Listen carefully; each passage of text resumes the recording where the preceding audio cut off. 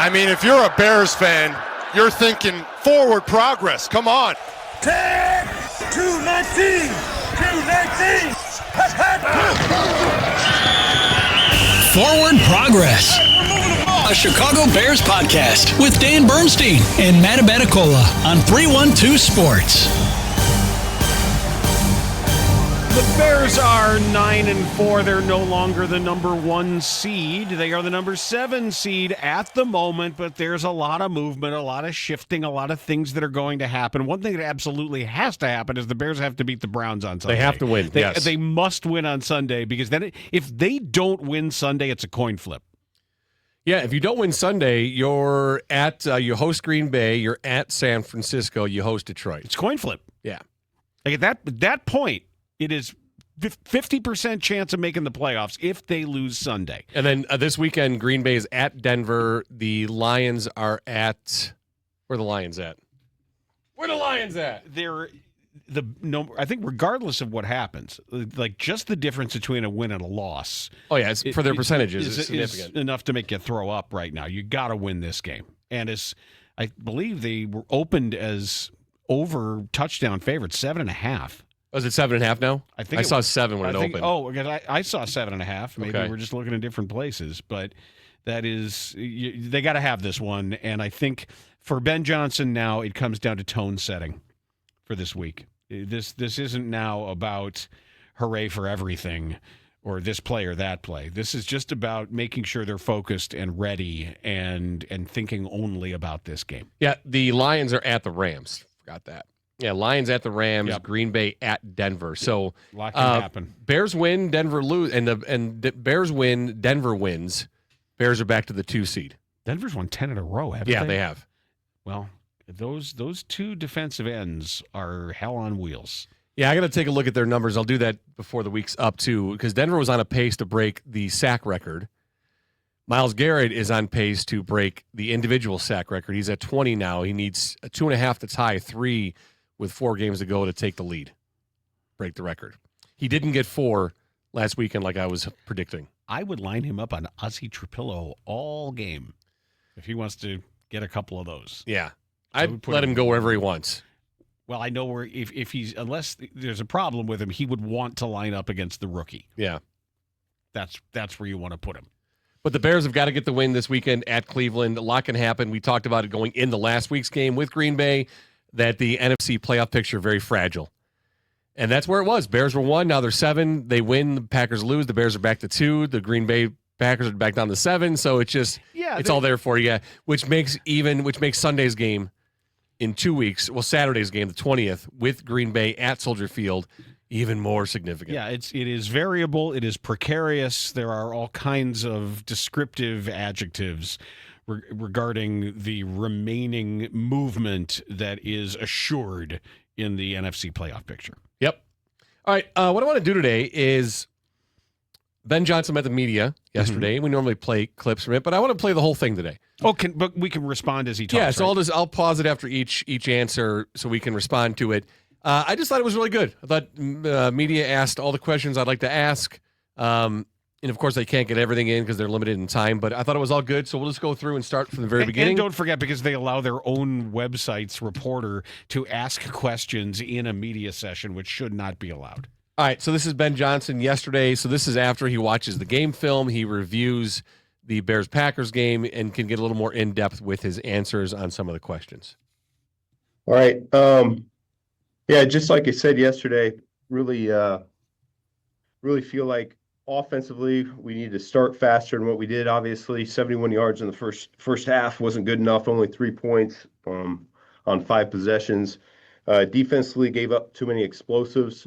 And then special teams wise, didn't feel like our kickoff return units played like they're capable of doing. So we dug ourselves into a hole. Credit to the guys. They came through and made it a game there in the second half, but just wasn't enough when you're facing a good team on the road like that. So go ahead and open it. I want to stop there real quick. One note I want to share, just looking ahead to the Browns. The Browns are currently the worst team in the NFL on punt and kickoff coverage.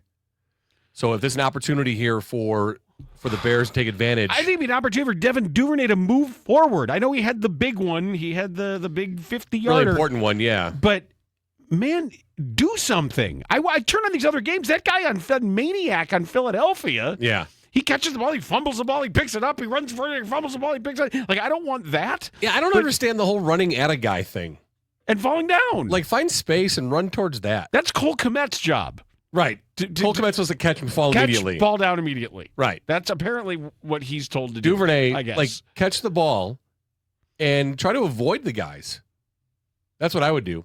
That's a good plan. But good coaching there. The Browns have they've given up 2 punt return touchdowns, 1 kickoff return touchdown. That's the most in the league right now. All right. It's an opportunity to get healthy here. Bet against that just because of the way Duvernay moves out there. He just doesn't move well. Maybe they'll have a good week of practice, and under the guidance of Coach Hightower, they can find a weakness here to exploit in the Cleveland punts and kickoff coverage.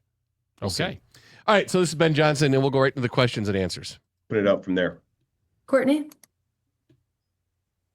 Hey, Ben. Caleb, we talked to Caleb after we talked to you about that final throw to Cole, and he said that the difficulty of it wasn't a problem, but he was thinking too much. When you watch that back, like, what execution-wise should have gone differently for him with that? Yeah, I haven't talked to him yet. We're going to watch the tape together after this, and I'll get a better feel for when he says he was thinking too much, what that means. But yeah, from my perspective, it was a play that had a lot of options, just like I alluded to last night. And Cole happened to be the one that popped the most. And it's a good play by Nixon for them. He came off of his guy and made a play on the ball. But had we seen it a little bit sooner and given Cole a better chance, I think we would have been pretty happy with that result. So I still feel the same way I did last night on that play. We is doing a lot of work. Yeah, we is. We is doing that we. Yeah. We'd seen it a little sooner. I mean, he's again, we've talked about this, the interchanging of the pronouns or, directly mentioning Caleb. That's obvious. There's only one person in charge of seeing it. Yeah, I know. Yeah, that is, your offensive linemen aren't seeing it. That's so why the deliberate use of we there? It softens it. From what though? I mean, are we trying to protect his ego? Are we trying to coddle the kid? Everyone knows what it means. If Caleb had seen it sooner, what's wrong with saying it there? Then maybe it does. If everybody knows, is that going off of last week where he felt like the need to walk it back? It's like, hey, I wasn't singling out Caleb here, so I'm not going to single him out now moving forward. In some way, you answer your own question there, because if we all know what we means, then it's not serving any purpose to soften anything. It's just there in front of us. Yeah, Caleb needs to see it sooner. Yeah, and have you watched that play from many different angles and just how open it was? He had it. Man, oh man, he had it and he blew it. Yeah, especially with Mixon, because Mixon was on DJ. And he has to come off, so he's covering two guys. All he did, and he just give him a little distance to run toward it. Yeah. Just throw it in the wrong spot. Yep. He gets in that back corner of the end zone. Too late, too inaccurate. Yeah. And I know his the passing game in the first half, like I think to that 3rd and 15, that he and DJ couldn't sync up, and I think he only had like one completion over 10 yards early on. But specific to that play, what did you notice about the overthrow there and why those two didn't seem to be on the same page yesterday? Well, yeah, I don't know if there was anything with DJ. I thought he ran some pretty good routes over the course of the day, and we just couldn't give him the ball, which that was not the intent. I thought going into the game, we might have had more for him than any other player in the offense. And so was a little surprised at the end when I saw the stat sheet for one catch like he had. So that was, like you said, disappointing on that particular play. Was good with the decision. We just left it a little bit high there early in the game. And something that I've kind of talked about, over the last few weeks is with Caleb is, man, how can I best serve him to get him in a rhythm early in games so where we can have some strong starts to the first half. And, it's when you're asking your first completion to be a 18-yard dagger route, that's not always the easiest thing, particularly in those elements on the road like that. So something that he's certainly capable of doing. He makes that throw all the time in practice. And yeah, we weren't able to do it there yesterday that early in the game. So that's Sean? Makes the throw all the time in practice. Yeah. Makes it a hard throw as your first 18-yard dagger in those conditions. Like, stop making excuses. Come on. Like, if it's a play in your playbook, then you have it in there. You're to a be 9-3 team playing in front of the nation, and why is it a hard throw? Why? What's hard about it? So here's a couple things too that came out of that for me. Was, remember, we talked about going into this game, who was going to step up with Rome out? Is it an opportunity for DJ to kind of have a game, or is it for Luther to step up and have a game? And or Loveland. And so to see him say that he was surprised that DJ only had one catch, because he set it up that DJ was going to be the main guy. Why have they not connected this year? I get it that you have Rome. I get it. And that was his blankie. If the coach is surprised, if he's saying he's surprised, that tells me that there are plays on which he's the first or the second option. There's plays where he's expected to be found or seen any given number of times. Is that a veiled criticism of the way the quarterback is seeing things? See, because I heard that as, I was surprised he only had one catch. I saw that he ran some really good routes. So what I heard was opportunities were there for DJ. He was the primary guy more times than maybe in any other game plan with Rome being out, and he wasn't found, and they're not connecting. So it's a long and oblique way of saying that he should have been targeted more because he was open. Yeah, and why? But why? I don't understand why all season long, though, there's an issue. I don't know. I know we can talk about some of the effort and what we've seen from DJ Moore on the field. Early on, his coach talked about his body language. We saw the lack of effort on routes. Is it all injury driven? Is he just knowing that he's not the guy, so he's just not putting it all out there? That's a really hard criticism. Can't do that. That ruins an entire play. The offense is predicated on everybody selling what they do. That if you're on the backside and not running your route like it's real, you're not putting defenders in conflict. You're not forcing real decisions. But he said there that he saw him run some really good routes. Okay. Another thing out of that too is when Ben Johnson said, "How can I best serve Caleb to get him going?" And Caleb talked about it a week or two ago, about how his legs weren't warmed up. He wasn't, didn't have his legs underneath him. Is it your job as the offensive coordinator to make sure your quarterback is warmed up and ready to go? Like, how can you best serve him?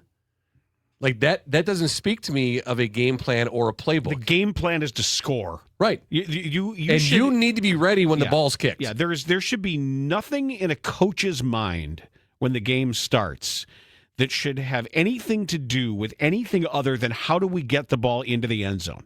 How do we score? How do we set up, if it's setting stuff up for later, but the last thing is, well, I would call this play here. We've got the look. But I need him to be warmed up. Exactly. How do I best serve him? That's what I wonder. Like, where in that is a change in decision? Man, we got it. We've got this long dagger, but we can't throw it because he's not ready to throw it yet because I haven't determined he's warm. So then, come on. But then doesn't that contradict the whole idea of having scripted plays to start a game? Like, are you scripting based on the fact that we need to get him to a point of being ready to go? Or is it scripted and it's like, hey, if the first 3 plays are pass plays, you better be ready to go? Yeah, I didn't like that whole idea of how can I best serve him? Like, you can best serve him by getting him prepped during the week, and here's the game plan. You better be out there and ready to go, no matter what I call. If it's 18 passes to start the game, hope you're ready to go, because that's your fucking job. Yeah, you can best serve him by running your offense. Right. All right, more. Yeah, hey Ben, I was just wondering if you could walk us through your thought process there in those final 2 minutes and letting the clock run down as you guys did. Yeah, I think that was actually really well done by the whole team there on that one. You get the ball back with 3:30 and you got a decision to make. Do we go as fast as we can? And if we stall out, we get another possession potentially, or do we go ahead and let this one be the last one? And, we went with the latter. I feel really good about that. I feel really good about how we moved the ball down the field. Felt really good about our execution throughout, minus the 3rd and 1 and the 4th and 1 there at the very end. So the 2 most important with a quarterback playing as well as Jordan Love was playing in that game, They had 8 possessions and 4 touchdowns, and he was finding receivers down the field and explosives and all that. The last thing we wanted to do, well, let me say this. The first thing we needed to do was score a touchdown, all right? But the last thing we wanted to do as well is give them enough time to respond because of how dangerous they had been on offense. And so best case scenario would have been scoring a touchdown with under 30 seconds there, and then letting our defense go out and hold down the fort there for the very end to win the game. But we didn't make enough plays there on that last drive to earn that, right? I don't get the questioning of the clock management at the end. I completely understand. He was trying to win the game. Yeah. And he just told you right there, because we wondered, would you go for the tie, go for 2? He was going for 2. Of course. It's going for 2, get the lead, you're up by 1, and have less than 30 seconds, and your defense hold on. Yeah, he was trying to win the game. Yeah. We're just not used to that around here. Everything is so based in fear and worry that this is the modern NFL here. It's like, yeah, we have confidence in our offense. We're going to drive it down and score, and we're going to get 2 points and leave them nothing. And we go home and we win. Yeah, he addresses that more too as it goes on later on. So we'll get into that too. Jason? Hey, Ben, it's another game with Caleb where we see a lot of the really high potential, but we also see him struggle for a stretch. Do you identify any reasons for the inconsistency? And when do you think it's reasonable to expect him to level out? Yeah, there's certainly some that you talk about each week where feel like guys are open, and we can certainly give them the ball on time and give them a chance to run after catch and all that. And then there's that mix of, oh my gosh, that's one of the most incredible plays I've ever seen in my life type deal with him. So I do acknowledge your point there. And that's something we're striving to do is combine both of those worlds to where we think we're going to have a really good quarterback in this league, really dangerous quarterback in this league, really dangerous offense, really good team for a long time when we're really able to combine both of those thought processes. So we're not quite there yet. We're working diligently every day. I've said it every week that you see growth in so many other areas that I think when that last little bit comes along, I think we're going to be really pleased with where we are. Boy, did that hit on what we talked about on DBU today. Yeah. It really did. Yeah. Notice it, yeah, it's great. We could be on time and have run after the catch and all that. Yeah. Yeah. Please, so can we have that? I like the question where, like, when's he going to level out? And it's unfair to ask that question now because you can't put a timetable on it right now. There's no proper timeline. But you're working towards the idea of, as you mentioned in DBU, Caleb getting it and being the guy. What is a fair timeline to look at? No. Like, are we questioning it harder now because they are 9-4 and it's unexpected? That, going into week going into week 14, sure, they were leading the NFC North. And so are we accelerating this timeline? Is it fair to accelerate it? Is it unfair to do that to a guy who basically is in his rookie year once again? Who's also the number 1 overall pick and believed to be a generational talent. Right. I know. It's a really hard balance to find. Like what's reasonable to say. Who does have all the talent. He's got everything. Right. Athletically, he's got everything. No, it's not unreasonable. But boy, just to hear the way he described it though is what I think is key. It's like, all the stuff that he can do, we love it. But can you? I don't know if you can re-rack it. You probably can't. But it's probably I too. can go back a little bit. I would just like to hear what he said about being on time and having run after the catch and all that. That's what he wants. That's what Ben Johnson expects and wants. That's critical to this.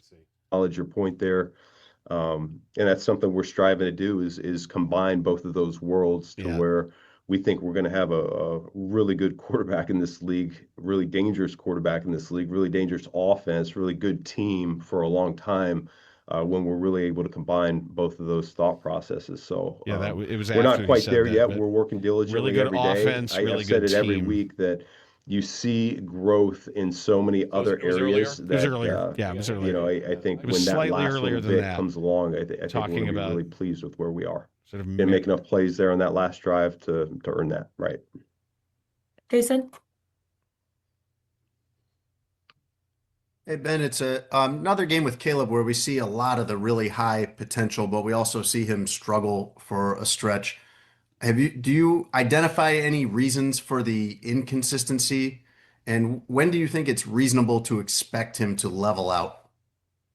Yeah, there's certainly some that you talk about each week where feel like guys are open and we can certainly give them the ball on time and give them a chance to run after catch and all that. There. Times each week where guys are open, we can give them the ball on time with a chance to run after the catch. Yeah. That's a cry for help. Well, I mean, it's just that's something, Dan, that we've been talking about all season long with Caleb Williams. It happens. Those, like he makes those times, unreal Superman plays, but yet the plays that are designed in the offense to be on time at a point where a guy can catch in stride and keep moving. Like you watch with Amon-Ra St. Brown. That's the getting it. Right, that's the getting it part. That's the offense. And see, that's why when we've been critical, and me more so critical than you, listen to him, of Caleb, that's the stuff that I'm saying Save that. Ben Johnson is saying. Save that. Because it's the opportunities where, again, and I preface it with a clean pocket and a firm foundation from which to throw.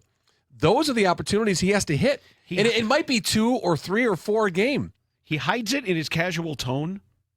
He hides it by saying it very nonchalantly. But he keeps adding descriptors. Yeah.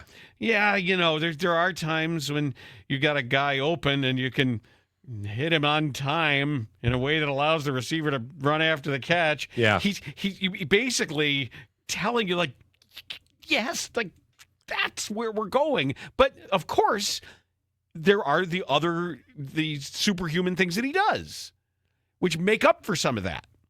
But building toward the future, you don't build around the superhuman off-script stuff. Right. You have to build with what's in the offense. That's it.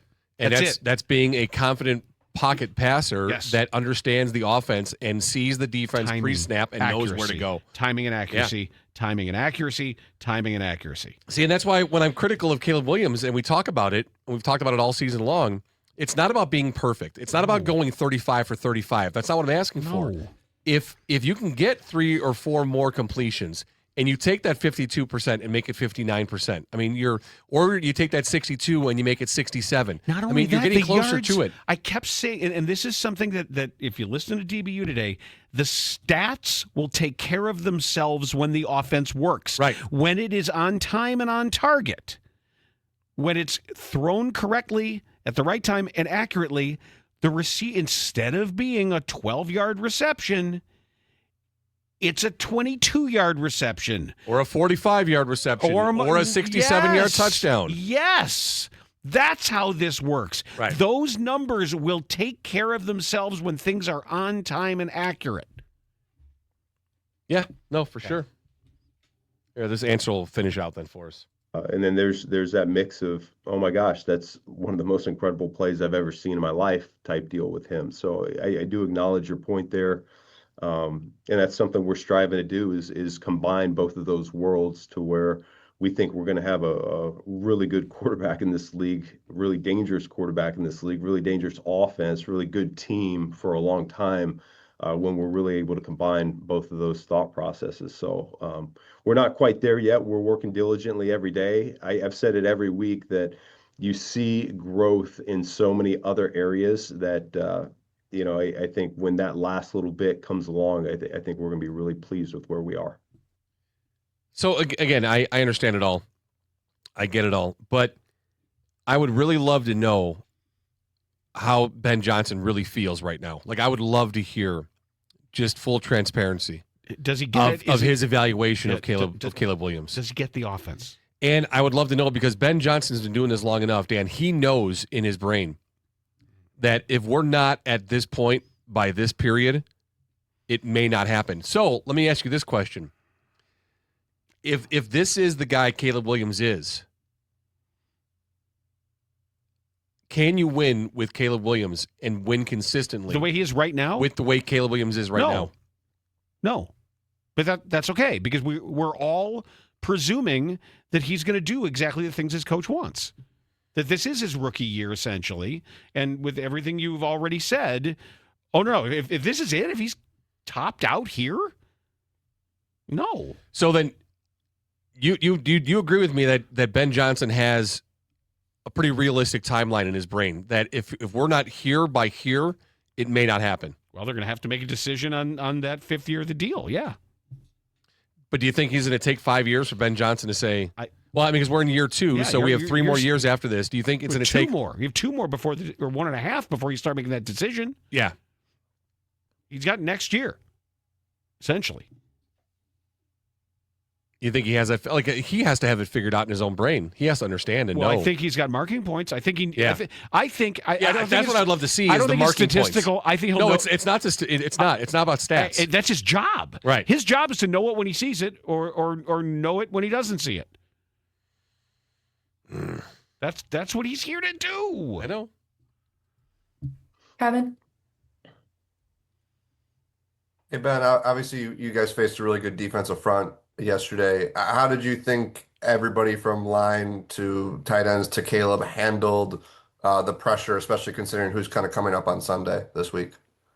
Yeah, I mean, it's a really good unit that we just faced. And, I thought they were really well coached too. That was one of the better third down defenses we've gone against, just in terms of what they threw at us schematically.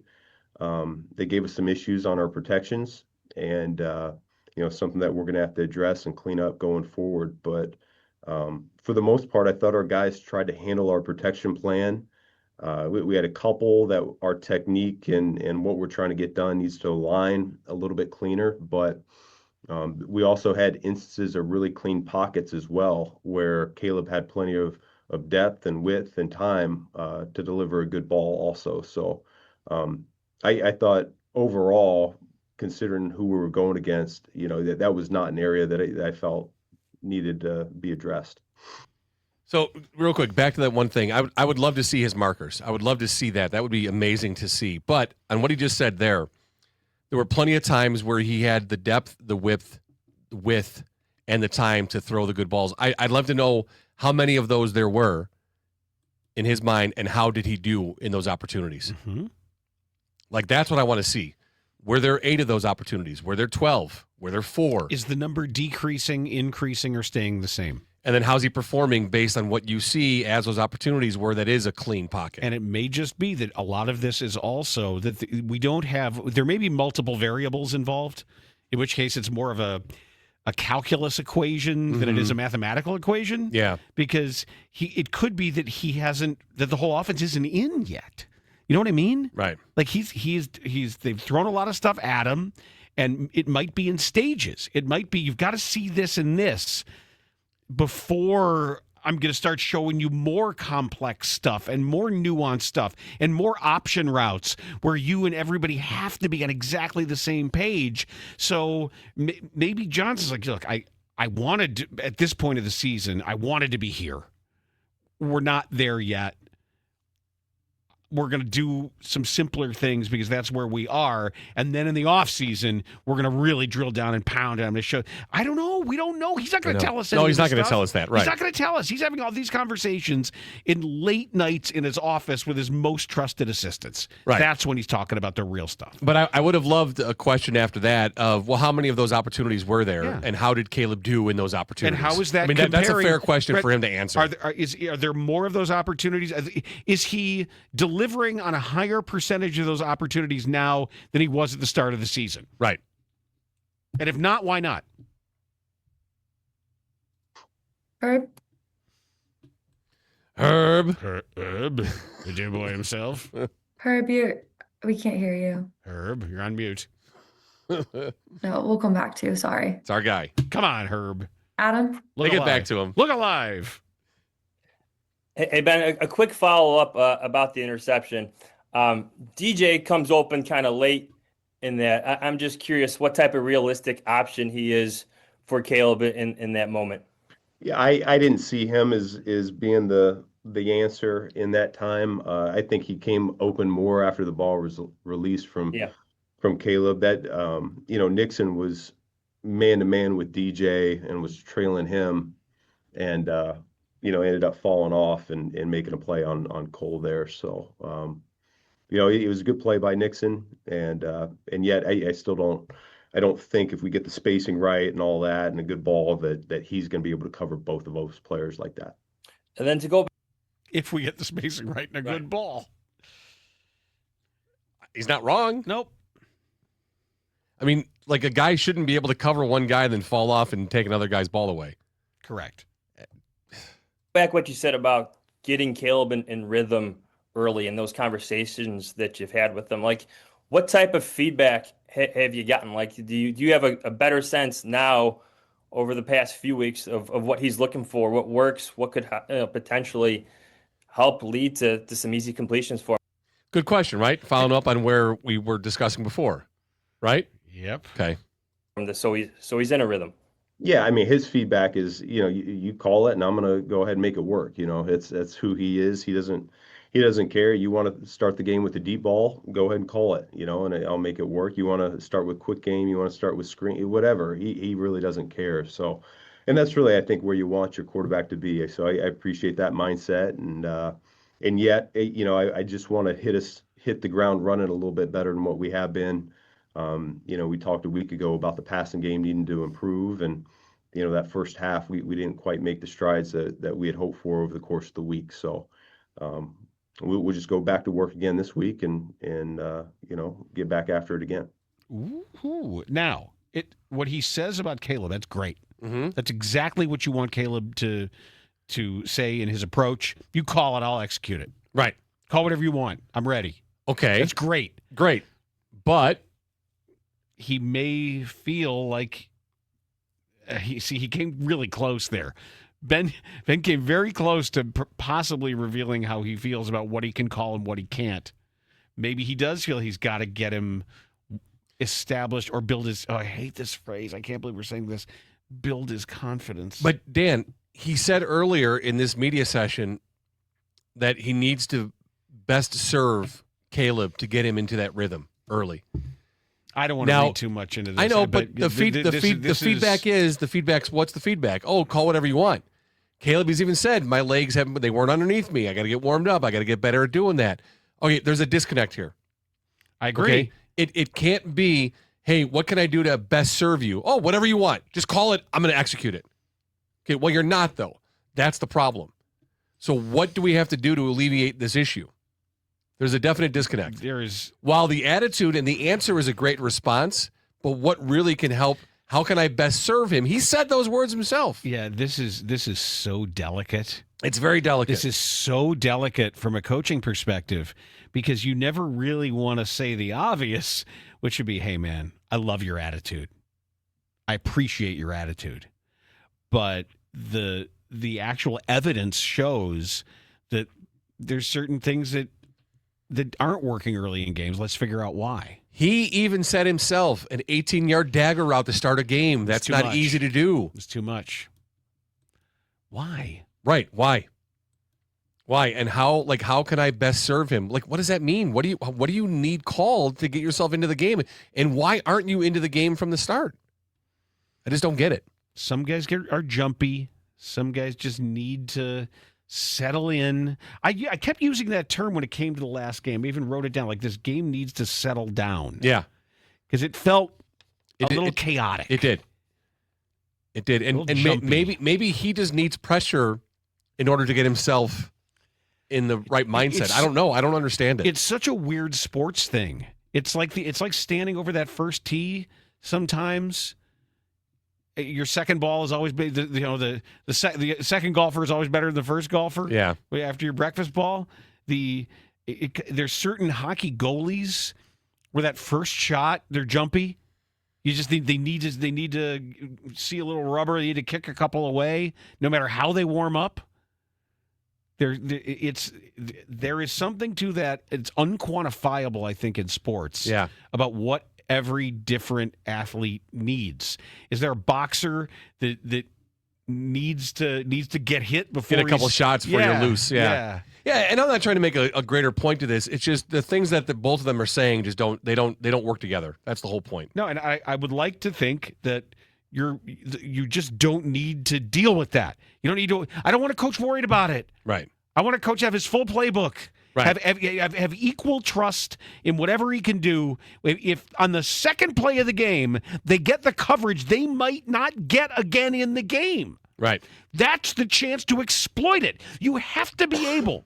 You must, because it could change what's called the rest of the game. Right, if because you hit that play, it's the second play from scrimmage. You ran off tackle 2 yards. You got 2nd and 8. And what was it? What game was it, Dan? Was it the Giants game where there were 2 deep opportunities early, like one in the first drive, one in the second drive? Remember, there was one to Rome, there was one to DJ that he just missed early on, taking long shots on like 3rd and 7 and 3rd and 8.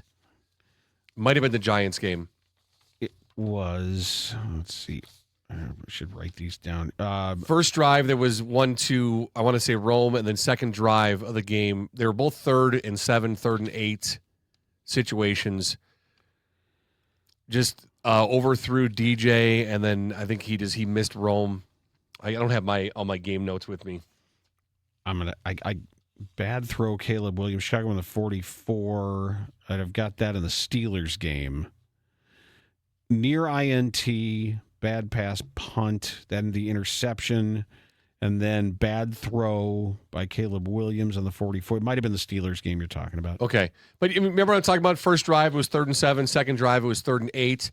And I wondered, and I jotted in my notes, why are we taking these shots downfield? Because those are the opportunities that were given. Right? Remember? Yes. I think this is this right? I gotta find it. Either way. Yeah. Either way, I think these are in the right order. Yes, I can't read some. Yeah, I'll double writing check my here. notes when I get home. But here's the whole point though: is when they game plan and they prep during the week for their opponent, what they are likely to see in the first series or the second series. I want Ben Johnson to be able to say, "All right, I have my full playbook here in the first series in our scripted plays or our second series." I don't want him to have to say, all right, is he going to be warmed up enough? Is he good to go? Am I best serving him by asking him to throw an 18-yard dagger route on the first series? Well, I've got this from the Giants game on the first series. They started at their own 40, and it was the near INT on the throw to DJ Moore. That's the one that Brian Burns blew up on the screen. Yep. Short on 3rd and 7, and then 4th and 4 incomplete in the end zone to DJ Moore, turnover on downs. No, it was. I'll look when I get back home. Took my notes because it was first drive 3rd and 7, second drive 3rd and 8, and they were nowhere near the end zone, but they were 2 balls where both guys were open and just the passes missed. I'll double check it though when I get home. All right, here's more of Ben. Pat. Ben, I know Matt LaFleur was asked about the quick handshake at the end. We didn't ask you about it. Did you make anything of it or not? That feels like every handshake I have at the end of a game. And what do you think that there's something that your guys learned? I know you're not into moral victories, but what did you learn that may carry over when you do see them again in a week and a half, 2 weeks? Yeah, I don't know that anything will carry over. That it'll be a brand new game when we go against that opponent again. But I know who we are at this point of the season. It didn't take that game for me to know that. I know we're a physical unit. I know we're resilient. I know that we play hard for each other for 60 minutes. And, I think we're going to make things very interesting when it's close in the fourth quarter, each and every week. And so, unfortunately, we didn't come through with the win there yesterday, but I feel really confident in our group of finding a way to pull through these games. Dan? Yes. And what exactly happened with Kyler before the game yesterday? Yeah, he was warming up in pregame and felt it, felt his groin. And so, we didn't feel like we were in a good spot to have him play and compete and put him in that spot. And, we'll see how it goes from here on out. That doesn't sound good. He's suffered a few of these injuries in non-game settings. Where does your patience level rest when you have a player that's in and out as frequently as he's been since you got here? Well, it's disappointing. I wish I had a better feel for the individual, but with him being out as much as he has, I haven't haven't really get to see him on the field and competing and get to know him like I'd like to at this point yet. And so I do know that the biggest predictor of a soft tissue injury is having a previous one, and he's kind of in this rut right now that we're not able to get out of. And so we're going to exhaust all of our resources in and outside of the building to make sure that we're addressing it and doing what we can to get him back and healthy again. Not sound happy. No, you can't be. How do you build around a guy who's you're worried about getting hurt in warm-ups? How do you put a game plan in? If the predictor of a soft tissue injury is a previous soft tissue injury, has he come back too soon? I don't know. They're going to need to sit everybody down at the end of this year. Gordon, their strength and conditioning staff, their doctors, Gordon's people, whoever, and just figure out a plan. Figure out something, whether it's diet, nutrition, stretching, whatever his off-field hobbies are, whatever any of that is. He's going to have to figure that out. Herb? Coach, what if any adjustments did you make offensively from the first half to the second half when you were able to really get going in the second half, but obviously not able to get going in the first? Did I make? Yes, sir. Not one. Okay. I stuck to the game plan, and we ended up doing a better job executing, and guys played hard, and we made some plays. To that point, is this a game you can look at as you go down the stretch here and you playing other teams that have legitimate aspirations of playing in the last game of the season to say, we got to find a way to start faster? It's cool that you can come back. You've shown that time and time again all season, but is there an emphasis on how you have to start faster, especially with the games down the stretch? When you play good teams on the road, every little thing matters. All the details matter. We start off on offense with 2 penalties in the first 2 drives, and we don't overcome them. And so every little thing matters. And, we just didn't start well enough. I think to your point, you got to play and you got to utilize all 60 minutes of your brand of football. And we dug ourselves into a hole, and it certainly wasn't where we want to start that game. 2 more, Courtney. Ben, I know you talked about the 3rd and 4th down there on that final drive, and using timeouts and your game plan for, executing the clock at the end there. The plays or the time that went off between when Kyle ran for 3 yards on 2nd down and then the no gain on 3rd down is like 117 to 35. Did that play out the way that you had hoped for, or were you maybe hoping that you guys would have moved a little bit faster to be able to get that play off? Are you good with that? What for? Just in terms of, was the urgency where you wanted it to be? Yeah, I thought we handled that situation. I don't know a better way to do it, to be honest with you. Like I said, the less amount of time that we would have left on that clock to score, the better off we would have been. The entire offense knew that we were looking to milk that clock down. The moment it got under a certain level, I then relayed it to the quarterback. Okay, now we're good to score the touchdown. And so we were all on the same page, and I thought we handled that situation as beautifully as you possibly could, minus the execution on third and 1. Last one. Okay. Yeah. There you go. So it's like, I love that. I agree with him. Oh, no, I do too. So I mean, that was the whole point. That's what I wanted to do. Here's why I wanted to do it. And if I had to do all over, we do it exactly the same way. Right, because they would have scored the touchdown there with under 30 seconds and then gone for 2. They're trying to win the game. 29, 28-point lead. And then there you go. Defense has got to hold on. I get it. Do we have one more here? Yeah, last one. Okay. Last one, Kevin. Hey, Ben, on the touchdown to Melton at the end of the first half, just curious your diagnosis on that. You and DA talking about it today, what you guys saw. Say it again. Which one? The touchdown to Melton, just curious what you and DA kind of saw as you went back and watched it today. Yeah, the one before halftime? Yes. Yeah. Well, just in general, 1:14 left on the clock, and before half, we can't allow a touchdown. Our guys know that.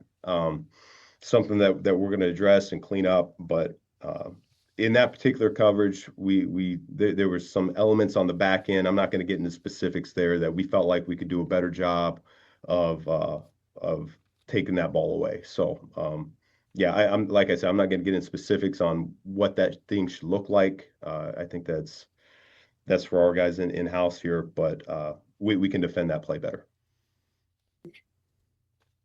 That's Ben Johnson. I think I have the answer to your question about the overthrows, by the way. way. Yeah, what was it? Vikings game. 3rd and 9, overthrows Rome Odunze. It was their first drive. Second drive, overthrows DJ Moore. Yeah, okay. That's exactly what it was. It was at Vikings. Yeah, you're right. There. Yep, that's exactly what it was. I didn't quite go far enough, but there we have it. Before we finish up, we have some breaking news. Philip Rivers is doing it. Is he really? He is signing to the practice squad. So as of right now, he's still eligible for the Hall of Fame as a practice squad member of the Colts. I did not know he was a grandfather, but I'm reading the story right here. Rivers, who is now a grandfather, has been coaching high school football in Alabama, lacing up his cleats. This is from Pro Football Talk. He is signing with the Colts practice squad after retiring following the 2020 season. 44-year-old Philip Rivers. I wonder how many grandpas have taken a snap in the NFL. How many grandfathers? Yeah, I'm sure there have been. I mean, Blanda had to have been. Yeah, right? because there were some old heads that played through, but it can't be more than. It had to be. It's got to be single digits, right? Well, Blanda played into his 50s, didn't he? Okay. Is it single digits, you think? No, Blanda in August 1976 was the oldest player at 48, a mark that still stands. One of only 3 players to play in 4 different decades. But yeah, George Blanda was the sport's oldest player at the age of 48. Yeah, he started with the Bears in 1949. And then he played again in 1976. That's unbelievable. So it's got to be. It's got to be Blanda. All right. Well, this is a Google search. Mm-hmm. The question, has a grandfather ever played in the NFL? And this says quarterback Brett Favre, who played primarily with the Packers, was the first grandfather to play in the NFL. Rivers would be the second grandfather to ever play in the NFL. Okay. That just doesn't seem right, though. Right? Well, some guys looked really old. Like, do you remember when... Well, back in the day, everyone looked old. No, They'd be no. like, my God, is that guy 70? No, he's 35. Right. Do you remember when Greg Landry... How old was Greg Landry when he came back to the Bears in 84? Because I remember they brought him back for one game. I thought didn't they bring Avellini back for one game? I want to say the 84 Bears because everybody was hurt all year. How old is Philip Rivers now? 44. 44. All right. Yes, so Landry was 38 when he came back to the Bears in 84. These are the oldest quarterbacks to appear in an NFL game. Blanda at 48, Brady 45, Steve DeBerg, Warren Moon, Vinny Testaverde, all 44. You add Philip Rivers there now. Doug Flutie, 43. Earl Morrall, 42. Aaron Rodgers, 42. Drew Brees, 42. Mark Brunell, 41. Okay. Well, the starting quarterbacks for the Bears that year, McMahon, Fuller, Rusty Lish. Bob Avellini was only 31. He started 4 games. And then Greg Landry started 1 game. I think that was at Houston, if I remember correctly. And I'm gonna dig more into that about grandfathers. And then that's funny. When Dave Craig was on the Bears in 96, how old was he? How old was... Well, he wasn't in his 40s, obviously. No. Who else? They've had some old guys. They had what was the guy who didn't want to play? Chris. Oh shoot! Well, come on. The guy who like had his golf clubs with him the whole time. The good, he was on the Pat Falcons. Manley. No, not Pat Manley. Oh, Chris Chandler. Chris Chandler. He was old. Dave Craig, those guys, but no, they weren't not 44. Yikes. I guess 44 doesn't sound as old to me. You're right. The 48-year-old picture of George Blanda looks older than I look now. Wait, so no, this can't be right. Dave Craig, 1996, was on the Bears. Yeah. So he was born in... Here, it'll have his age here in Pro 58. Football Reference. When he was on the Bears, he was 38. I wasn't even 40 then? He was 38 in 19... But he played at age 40. Yeah. He played for Tennessee in 1998. Yeah, he had 13 starts in 2 years with Tennessee.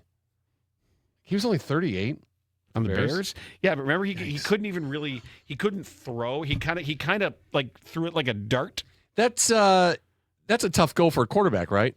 When you can't throw. Well, he couldn't really like wind it up and throw. So he couldn't fully throw. I guess. No. Kind of like skipping rocks. No, it wasn't that underhand. It was more like darts. It was okay, more just so like elbow. He was throwing darts. Yeah. Okay. How'd that work out? Not great. Okay. He had a rating of 76. Hey guys, we have a quarterback issue here on the team. We don't have one. I got a guy. Who? Dave Craig. Can he throw? No. Not really. He had 14 touchdowns and 12 interceptions. So Phillip Rivers is doing it. He's at least joining the practice squad. There you go. Congrats, Grandpa. Whoa. Okay. Hey, if you haven't gotten the new 312 Sports app, do so. I have it. Not you. I meant like them. You said you. You're talking well, about me. them. You. Oh, them out there. Oh, you. I'm talking to you right there in the camera. Right here. You. If you haven't gotten the app yet, go ahead and go to the Apple App Store or Google Play and get the app today. Once you get the app, you can then register, and then if you use promo code for Bears promo code BEARS, we got great rewards there for you. Chicago Firehouse Restaurant, Giordano's, Smash Burger. Go on there, use the app. Mm-hmm. You can send Dan messages. You can send Dan voice messages. and you are. And please keep doing that. There are a lot of them. And if you want to email Dan, you can just do that at dan@312sports.com. You can go right directly through the app, though, now and do it a lot easier. He really likes the voice messages the best, so leave him several in a row. If the time runs out, just add another one. And if that time expires, add a third. And if your thoughts aren't complete in the fourth one, add a fifth. Just do that for Dan because you love him.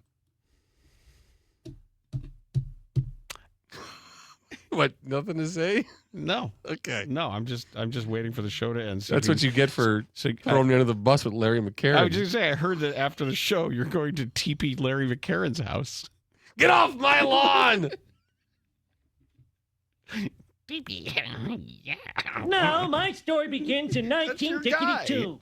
We had to say Dickety because the Kaiser had stolen our word 20. I chased that rascal to get it back, but gave up after Dickety 6 miles.